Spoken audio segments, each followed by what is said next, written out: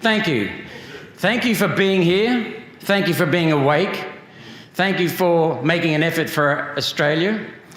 We are together on the front line of an information war. Next to my acknowledgements and thanks, I want to thank the speakers who've come before me. I want to thank Barbara for being a wonderful volunteer for many, many years for One Nation and for democracy in this country. I want to thank everyone who's volunteering next week and the week after and on the referendum day. Tonight, my topic, and I want to thank Rodney Hanson for organising this whole session. Rodney has a remarkable history of dedication to his community and to his nation. And I mean that sincerely, Rodney. You have done a remarkable job for decades in building your community and supporting your nation and state. Tonight, I want to speak on 3 topics on the Anthony Albanese voice of division. How the voice will hurt Aboriginals. How the voice will hurt Australians. How the voice will hurt Australia, our country. I'm very pro-human.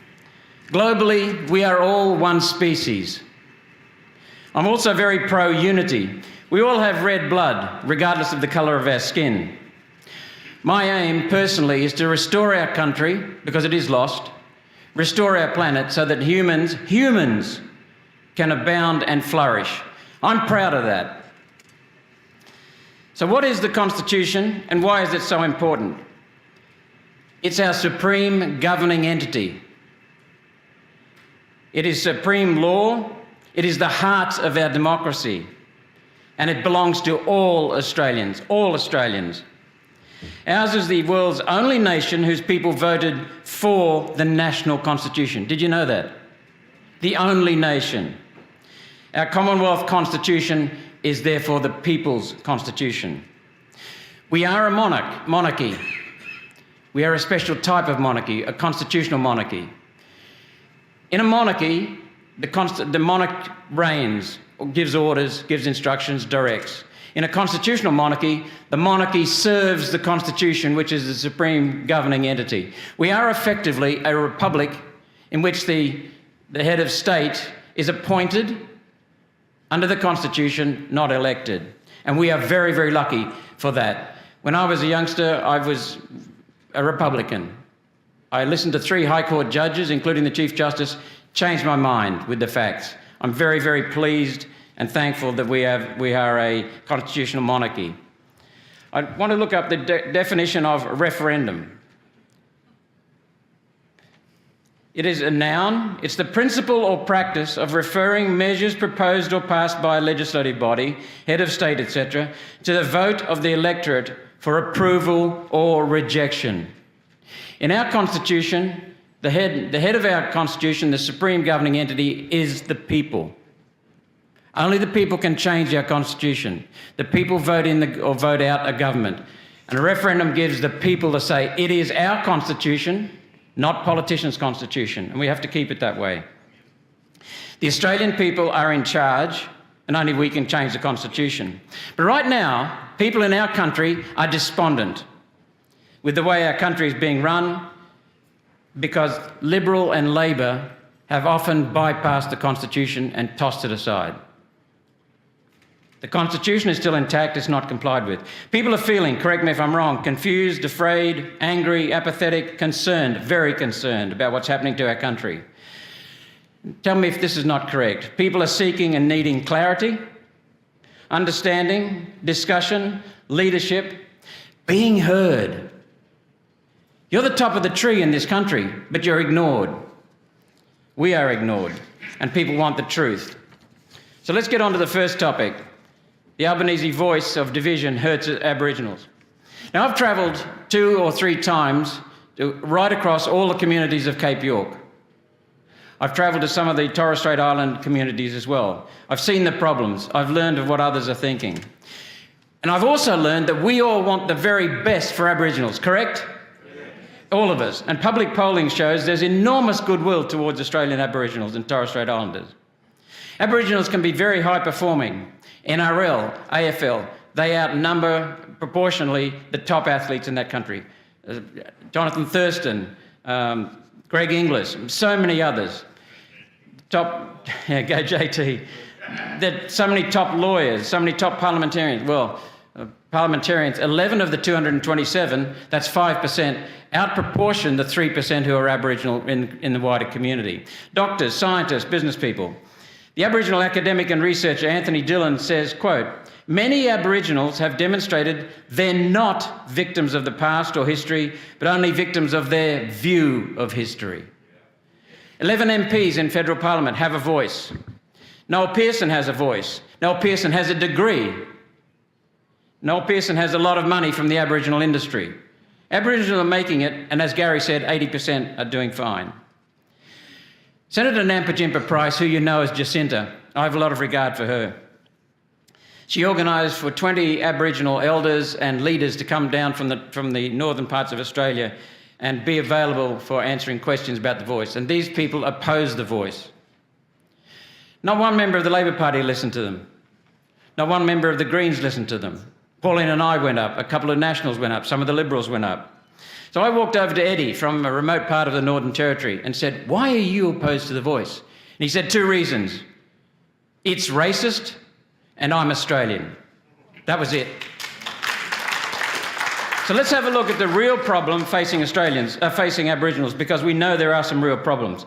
The core problem is that Aboriginals are under the control of the Aboriginal Industry, which consists of activists, misguided academics, ignorant academics, power brokers, consultants, lawyers, politicians and bureaucrats feeding off the money that we are giving them, $35 to $40 billion a year. There are 3,521 registered Aboriginal and Torres Strait Islander corporations, 3,521, including 243 native title bodies, 12,966 charities and not-for-profit organisations, commissions rather, providing aid to Aboriginals.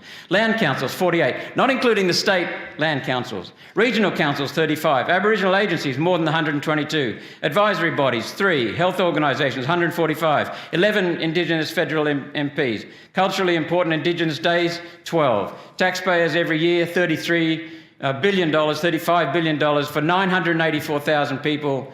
$92 million a day goes to the Aboriginal industry, not to the Aboriginals on the ground. Expenditure per person is more than double for Aboriginals versus others. There's an Aboriginal flag in Parliament. There's a Torres Strait Islander flag in Parliament. Often these agencies have no audits, no annual reports, even though they're supposed to. We already have voices, is what I'm saying. We don't need another. We need an audit, not a voice. Surrendering lives to government and handing government authority through these agencies is surrendering Aboriginal lives to the government. Being controlled seems a nice way out, but it's a drug. Initially it's easy, yet when dependency arrives, it is misery. It destroys responsibility and personal initiative. I was on Bardu Island in the Torres Strait Islands, and I asked the local group, what about closing the gap? Malcolm, closing the gap perpetuates the gap, because closing the gap comes with money, and people are feeding, not the community members, but the Aboriginal activists are feeding off closing the gap. They want to perpetuate the gap. They said it is that clear. All the communities I go to, what about closing the gap? What's that? They don't know anything about it. ATSIC, the Aboriginal and Torres Strait Islanders Commission, was created by legislation. It was corrupt. Serious crimes were being committed amongst the ATSIC body. And what was going on was that they rewarded the bureaucracy and the dishonesty by giving them more money. No accountability, because if anyone complained about ATSIC or raised a problem about ATSIC, racist. That's what they're hiding behind, a label. And the people were afraid to expose the corruption. Eventually, though, the rapes, the sexual assaults, the murders of children and women and other men became too much. And ATSIC was abolished. ATSIC was abolished because it was just implemented by legislation. The legislation could be removed and repealed. The Voice will find it very, very difficult to remove because it'll be in the Constitution. Think about this. Anyone who believes that Aboriginals cannot make it without special treatment is racist. and they're undermining Aboriginals. The Aboriginal industry is the problem. It's not the solution. Giving it more power and less accountability than ATSIC will result in a worse result. It attacks, steals and suppresses Aboriginals. The money we are giving them does not get to the communities. It's used for power over Aboriginals. This is what happens when race is prioritised over need. Needs get buried, suppressed and just shoved aside. As I just said, the Albanese voice would entrench the Aboriginal industry and destroy accountability. It will entrench the white and black Aboriginal industry, no accountability, it'll be permanent. Everyday Aboriginals will have no control over their new institution because they cannot be removed. Everyday Aboriginals will find that it's representative in name only. Members are not elected, they're selected. By who? We don't know. We don't know. The real power is in the hands of those running the local and regional voices, some of whom would come to influential positions undemocratically without accountability. Look at this. The Australian Bureau of Statistics says that Queensland has 273,000 Aboriginal and Torres Strait Islanders. They will get 6 representatives under the Kalma-Langton proposal for the voice. New South Wales has 66,000 more Aboriginals at 340,000 Aboriginals and Torres Strait Islanders. Yet they'll get half the number of representatives, 3. Does that figure?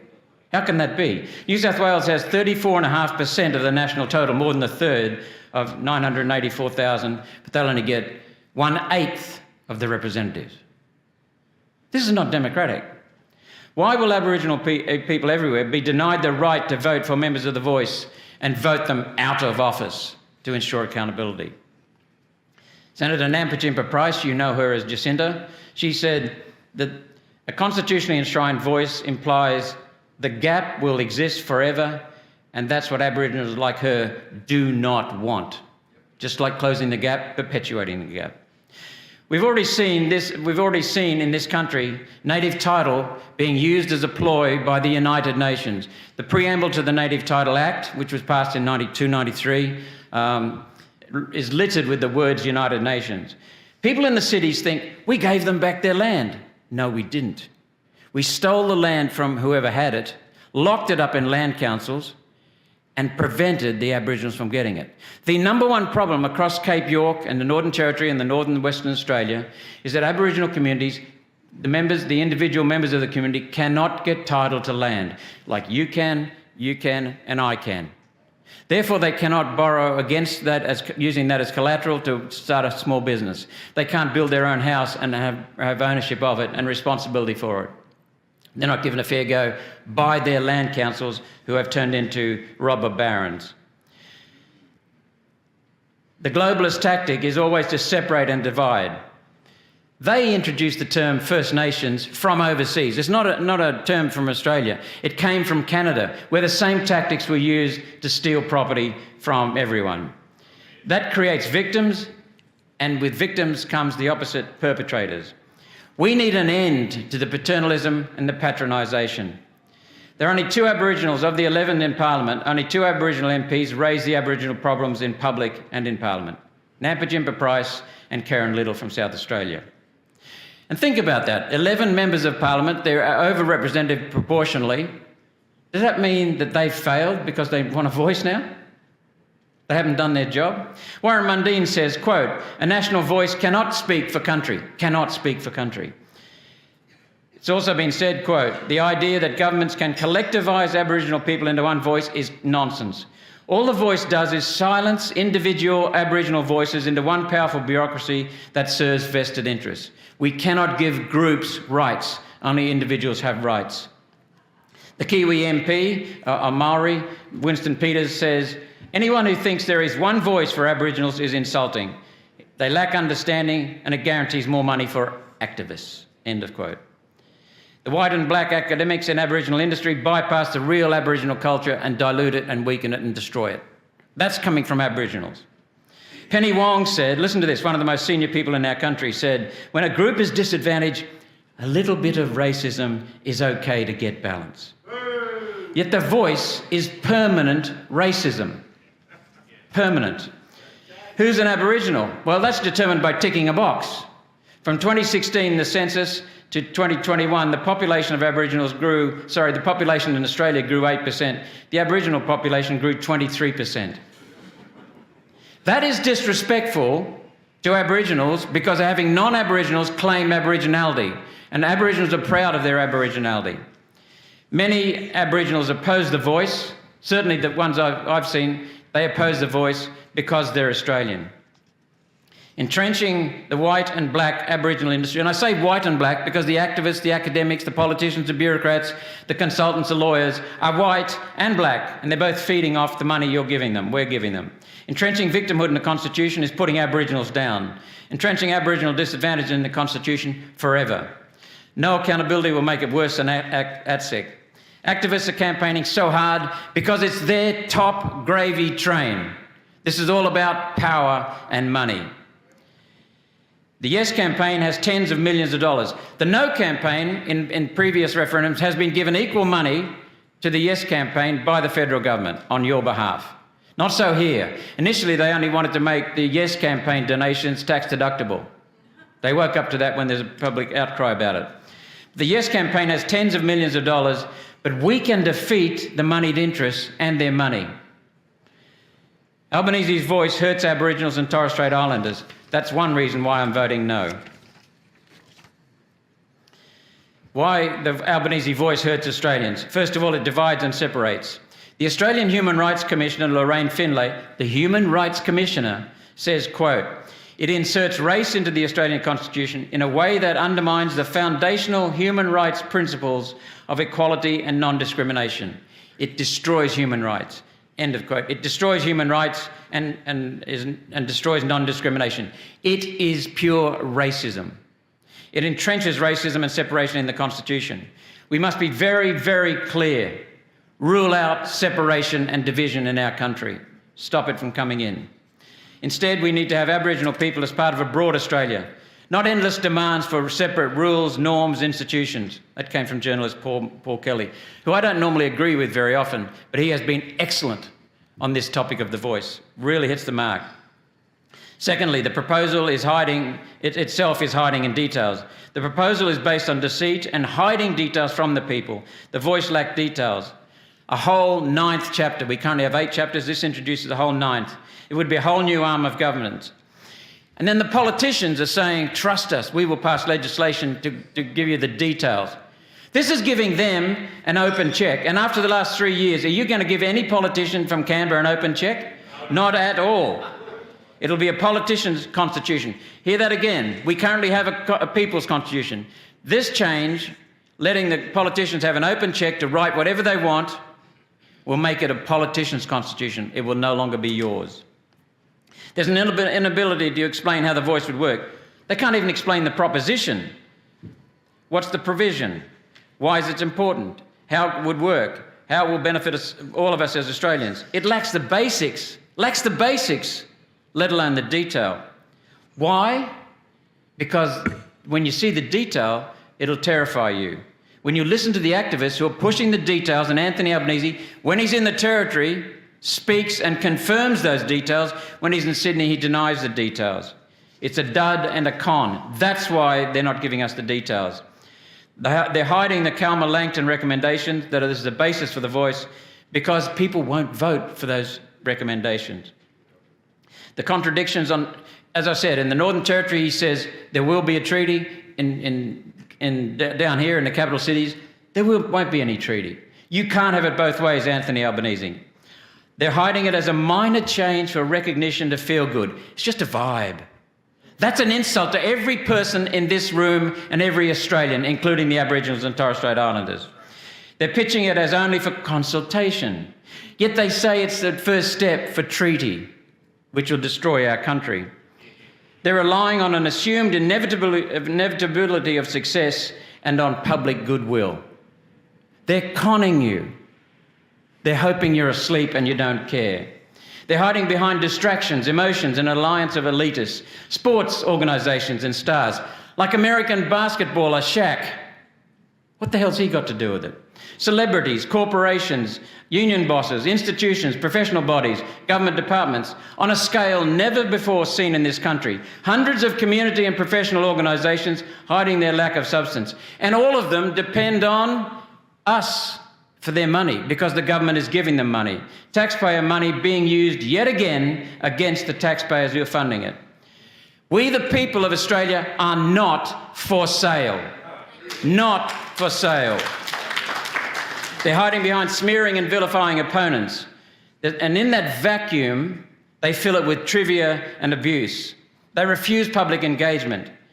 Polling and focus groups that they use are no substitute for listening and understanding and real leadership. They're using pure political opportunism and ignorance and counting on the ignorance of the Australian people. Albanese has designed a campaign without substance and has lost a huge amount of goodwill. Let's move on to the Uluru Statement, and I won't have to touch on too much because Gary and Dave have already done that. The voice and the treaty that they're wanting is based on the Uluru Statement. It has been imported from Australia, from Africa rather, in the 1975 International Court of Justice ruling on Western Sahara. As Zaire's jurist Nicholas Bayona Barmea came up with the original Uluru Statement. It wasn't called an Uluru Statement, but that's where it came from. They stole it, and they haven't even attributed it to him. It's one page, supposedly, says Anthony Albanese.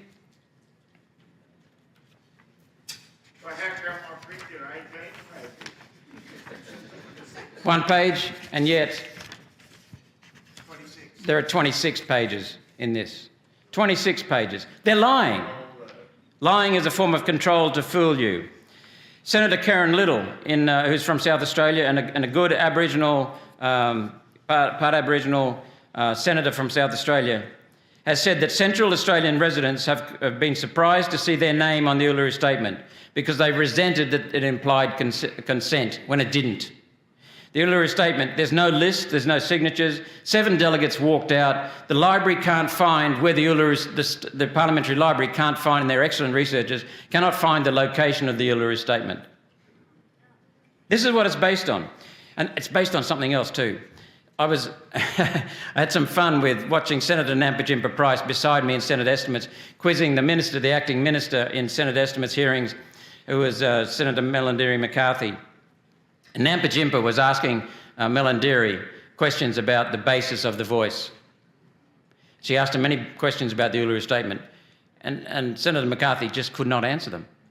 And in the end, Senator Nampijinpa Price said, "What is the basis of the voice? What is the basis of the Uluru Statement?" McCarthy looked at her and said, "Hope." That is not a basis for a change in your constitution. Uluru mentions sovereignty, and when the first page mentions sovereignty 6 times. Big ambitions for them. Joint sovereignty with the Crown, no mention of consultation. Money, emotion and abuse cannot hide a lack of consultation and a lack of substance. Cannot fool the Australian people. We can defeat the moneyed interests. The government has shown no legal advice backing the establishment of the voice or the Uluru Statement. No legal advice, wanting to change the top legal document in our country. The scope is unlimited for the voice because it lacks definition and is not costed. It's uncosted. How much will it cost to establish? How much will it cost to run? What will the budget be? The referendum alone is going to cost $364 million. How many staff? How many officers? Where will they be? What will the cost be? Who's going to pay for this? We are. Who? We are, that's right. Open-ended blank cheque on both the money and the powers of this institution. There are so many other questions. The details will be left to the government, to Parliament. So it'll become a politician's constitution. We need less political interference in people's lives, not more. Already Canberra is dysfunctional. It's working down there is like swimming in treacle. It is so difficult. Former judges of the High Court have said that everything will be open to appeal. There'll be confusion reigning supreme. It's open-ended, it's unbounded, it's unlimited, it is unworkable. The top voice activists and proponents include Megan Davies and Gabriel Appleby, who said, quote, The voice will be able to speak to all parts of the government, including the cabinet, the ministers, the public servants and the independent statutory officers and agencies, such as the Reserve Bank. It can't shut the voice up, end of quote. Great Barrier Marine Park Authority, Centrelink, the Australian Taxation Office. Every department, every agency will be subject to the voice. This is what the top proponents are saying. And this was always their intent. Legally, it's very risky. Retired High Court Justice Callanan said, quote, "It should be carefully noted that the proposed amendment is unqualified. It does not say core matters or matters wholly, predominantly, substantially, partially, exclusively, essentially, basically, largely, entirely, currently, broadly, especially, or even beneficially related to Aboriginal and Torres Strait Islanders people. Everything is at large. Everything. There's nothing specific about this. It undermines the authority of executive government. It supersedes Parliament and can only legislate, will only be able to legislate consistent with the voice. It threatens the supremacy of Parliament, and that represents all Australians equally. It terminates equal citizenship because of that very reason. It implants in the Constitution a group rights body, and Gary and David spoke strongly about that. I agree entirely. And they're representing one group for the specific purpose of giving this body unique access to advise, influence and determine public policy across the board. Giving that body that power, not the Aboriginal people, who will have nothing to do with their selection. Remember that. There's also the damage in distracting us from real issues. Look at the cost of living. Look at the immigration, rampant immigration, scooting up high power prices, housing prices and rentals, energy destruction in our communities, governance that is shoddy, sovereignty that's being ceded. And what are we talking about? The voice. Smashing of our constitution. Every major problem in every major problem in this country comes from Canberra. There is no doubt in my mind about that. And then, to top it off, if the referendum fails, Anthony Albanese said he will legislate it. So what he's doing to you is giving you a big fat middle finger. Big fat middle finger. If he can legislate it, why doesn't he not just have legislate it rather than have a referendum? Putting things in the Constitution takes it beyond the Parliament. And why should a claimed solution to a temporary problem be there forever? I'll be happy to talk more about this in question and answers. The ballot paper must state the proposed law. Section 128 of the Constitution says it must state the proposed law change. This ballot paper will not. I've talked to a barrister who has taught constitutional law at a top university in Australia, and he says in his view, the ballot paper, as is proposed, will not comply with the Constitution. Albanese voice has no substance. It is about unlimited power to a new group in the Aboriginal industry. It hurts all Australians because when they get more power, that small group, not Aboriginals, a small group, you get less power. Let's have a look at the third point. Albanese's voice hurts Australia. It is the biggest change to our democracy in Australia's history, far bigger than every other referendum.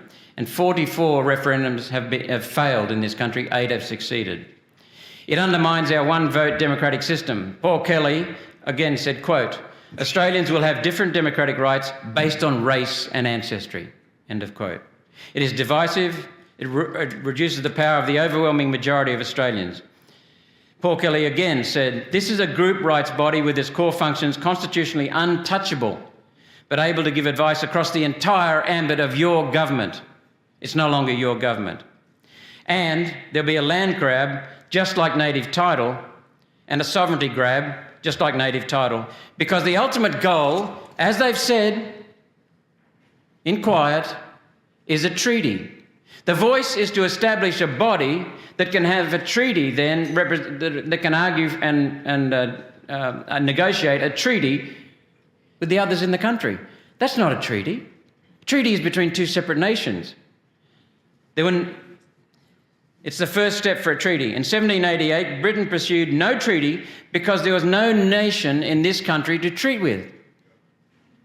The High Court in 2020 made a ruling in the Loves case, no claim to sovereignty after 1788. Settled. They want reparations because the voice designers and activists have stated that, including prominent communists. The intent, the aim of the globalists seeking to intercede in our country and destroy our sovereignty is communism. They've said that. We know that. Unelected socialist global governance. At the moment, it's the voice. If the people of Australia pass this, it becomes the invoice. It's costly in terms of directly costly to run. It'll be indirectly costly in terms of delays to our parliamentary process and governance and the lack of accountability and the distraction from real issues in this country. The Senate, in recent months, has refused inquiries that Pauline has put in place through motions, refused inquiries into defining Aboriginal. Refused. What are they afraid of? Refused inquiries into reviewing the Native Title Act, which is destroying Aboriginal livelihoods, and refused an inquiry into the misuse of funds into the Aboriginal industry. Yet agencies spend billions of dollars with no report, no audit. I could talk more about the intrusion that will be accelerated, that has been going on in this country for at least 74 years, 78 years, and how that will be accelerating with the interference of our sovereignty and our governance from globalist organisations. And by the way, Banjo Patterson, who's heard of him? Yeah. People think he's a nice balladeer, a romantic poet. He was an economist, he was a solicitor, he was a well-known author in his time in Australia. And in 1889, he wrote, quote, "The trusts and monopolies run the joint. The trusts and monopolies whereby labourers are robbed." End of quote. He knew about this then.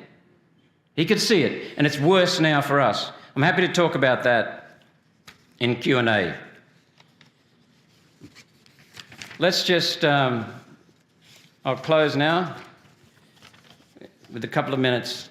Dave, I love the comment you made about the last 3 years. Imagine thinking the people who just spent the last 3 years censoring and silencing us want to give anyone a voice. And they were robbing us.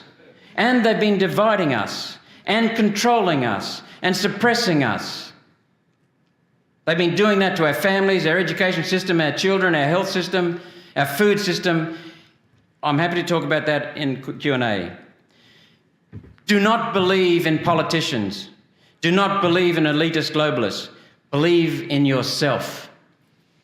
The core problem in this country is that the people of Australia, who should be at the top of the tree, are not acting as though they're the boss. We have to assert that authority.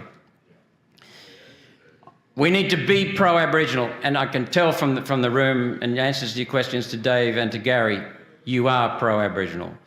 We have to be pro-human. We have to be pro-unity. That's why I'm voting no, because I'm pro-unity and pro-human. Be scrutineers. Sheena from my office reminded me that scrutineering application forms and forms need to be signed by a political party and several others. The One Nation website has signed forms. If you have any problems, contact head office. Sheena, she's down the back there. Can you just put up your hand, please? She's standing up. Go and see Sheena if you'd like to volunteer. And to those who are already signed up, thank you so much. Australians should all have the same rights. If this referendum succeeds, that will not be the case in Australia, because one group, elitist Aboriginal Australian members of the Aboriginal industry, not Aboriginals, members of the Aboriginal industry, a select group, will have additional constitutional rights that other Australians will not have. This is racist and it is wrong. Instead, we all share two identities. We're all humans and we're all Australians. Our nation is the world's only nation whose people voted for the national constitution. Our Commonwealth constitution is the people's constitution, the only one in the world. Giving the government, activists and the UN a dishonest proposal is an open, blank slate for making detailed changes and will degrade it to a politician's constitution. We don't want that. In answering a question, Prime Minister Albanese acknowledged the public has turned against the voice. The polls confirm that. The bookies confirm it well and truly. He confirmed that if the people reject his racist voice, he will legislate it. He will defy the will of the people, your will. Giving you, the people of Australia, the middle finger. What's the point of a voice when the problem is not speaking up? The problem is politicians not listening and politicians abdicating to the black and white Aboriginal industry. We don't need a voice, we need an ear. A big, strong ear. The arrogance, the deceit, the unwillingness to listen. They don't want to listen. I want to support Aboriginal people on the ground, not politicians. For we the people, I'm going to vote no. Lorraine Finlay, the Australian Human Rights Commissioner, says, quote, "You can believe passionately in human rights, equality, and the importance of reconciliation, and you can decide, based on your very belief in the importance of those principles, to vote no." That is, people who believe in the importance of human rights, equality and of opportunity, and the importance of reconciliation will automatically decide to vote no, because that will preserve those. Voting no is a display of people who believe in humanity, equality of opportunity and reconciliation. I'll quote Paul Kelly again. "Defeat of the voice would be a genuine expression of Australian democracy based on extensive, documented and legitimate concerns, and it would represent a judgment by the people, not to be beguiled by elitists in their quest, conducted by deception, to change the country and alter fundamental principles of our Constitution and society. Let's protect our Constitution, re-empower the people, revitalise our nation, end the parasitic white and black Aboriginal industry so that we can free Aboriginals and Torres Strait Islanders, and free all Australians and our nation. Vote no, and please help by volunteering."